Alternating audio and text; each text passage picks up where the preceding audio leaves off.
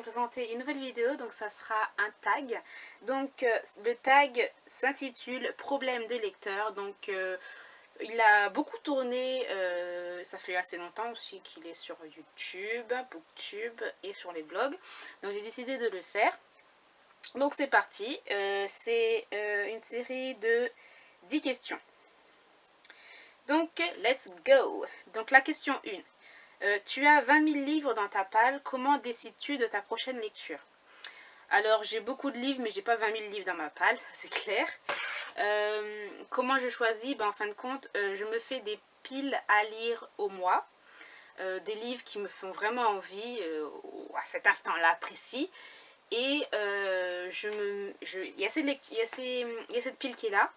Et je rajoute à chaque fois quelques petits livres qui sont pas dedans et qui me font vraiment envie. Donc voilà, c'est comme ça que je fais pour choisir mes prochaines lectures. La question 2. Tu as lu la moitié d'un livre et tu ne l'aimes pas. Tu abandonnes ou tu continues? Alors là, franchement, c'est... voilà. C'est un peu... je sais pas, en fait, ça dépend. Parce qu'il y a des livres, je suis à la moitié du livre, j'aime pas ce qu'il y a.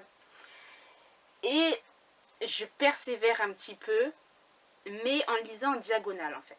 S'il y a des choses et des moments qui sont vraiment importants et qui me... comment dire, qui retiennent mon esprit, je vais les lire, mais ce qui m'intéresse pas, je le passe direct en fait. Et voilà, donc je sais pas, c'est entre les deux, j'abandonne, je continue. Si j'abandonne le livre, franchement, c'est vraiment que j'en peux plus quoi. Mais comme je vous le dis, c'est vraiment entre les deux, je lis en diagonale, voilà. Alors, le troisième question. Donc, les couvertures d'une saga série que tu aimes ne se ressemblent pas. Comment tu gères ça? Je prends sur moi. Je prends sur moi. Non, franchement, ça m'agace à un point pas possible. Je ne comprends pas pourquoi ça se suit pas. Enfin, je sais pas, dans une bibliothèque, il faut que ça suive, il faut que ça soit beau. Je sais pas, il faut qu'il y ait... Et là, je comprends pas pourquoi des fois on change d'un seul coup le format, il soit un peu plus grand, ou sinon on change carrément les couvertures. Enfin, ça m'énerve à un point pas possible. Et comment je le gère? Je le garde en moi. Alors, la quatrième question. Tout le monde aime un livre que toi tu n'aimes pas. À qui en parles-tu du coup? Tout le monde aime un livre que toi tu n'aimes pas. À qui en parles-tu du coup? En fait, en gros, à chaque fois, quand je lis un livre, j'ai pas aimé ce livre mais que tout le monde aime,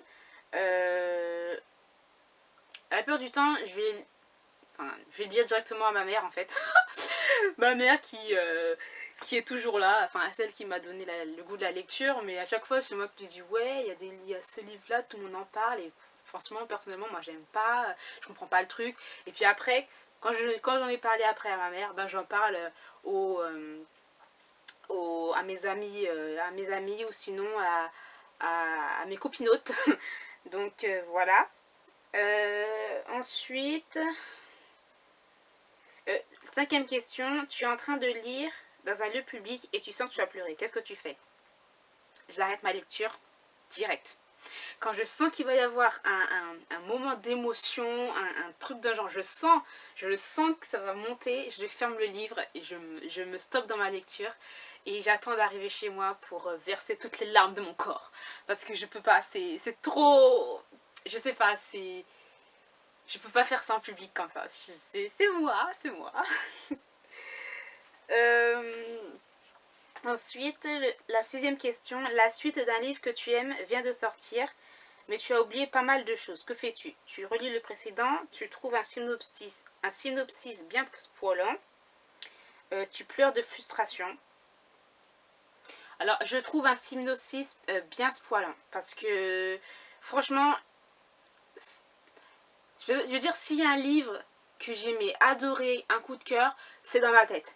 Clairement, c'est dans ma tête, je me souviens de l'histoire, il n'y a pas de problème pour que j'aille chercher quoi que ce soit. Ça, c'est pas quoi. Mais si par exemple il y a une suite de livres où je me souviens pas de ce qui s'est passé dans l'histoire, je vais pas perdre mon temps pour le relire, pour relire un autre livre, or que j'ai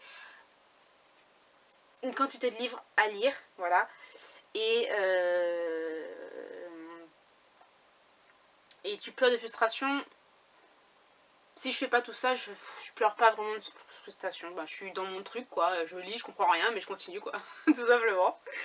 La question 7. Tu ne veux pas prêter tes livres. Comment dis-tu non gentiment si on te pose la question? Je sais pas. Je dis tout simplement, désolé.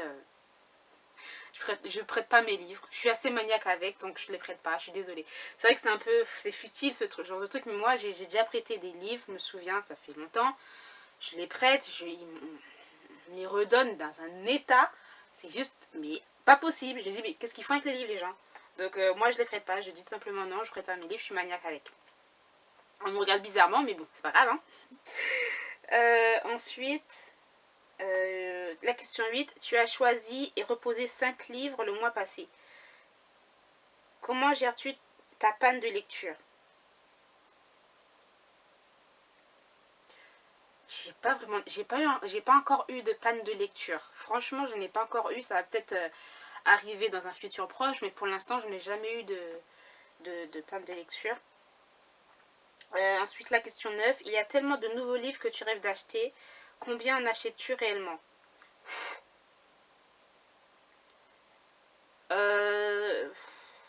S'il y a des livres que j'ai envie d'acheter, je les achète simplement. J'ai la chance de travailler. Donc, j'ai pas à demander à mes parents de m'acheter quoi que ce soit. Donc, s'il y a des livres qui me donnent envie, donc je me les achète. J'en achète combien? Je sais pas vraiment. J'ai pas trop envie non plus de savoir. Mais en un mois, je pense que je dois peut-être acheter un peu plus de 30 ou 30 livres, un truc dans le genre. Je pense que ça doit être vers là. Ouais. Ensuite, la question 10. Après les avoir achetés, combien de temps reste-t-il dans ta palle avant que tu ne les lises? Je dirais peut-être 3-4 mois à peu près. Ouais, 3-4 mois parce que franchement, les livres qui sont dans ma palle depuis longtemps,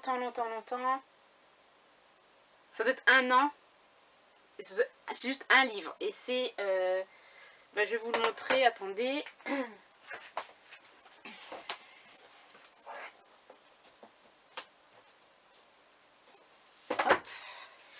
Donc c'est vraiment celui-là, donc ça doit faire 1 an et demi qu'il est dans ma palle.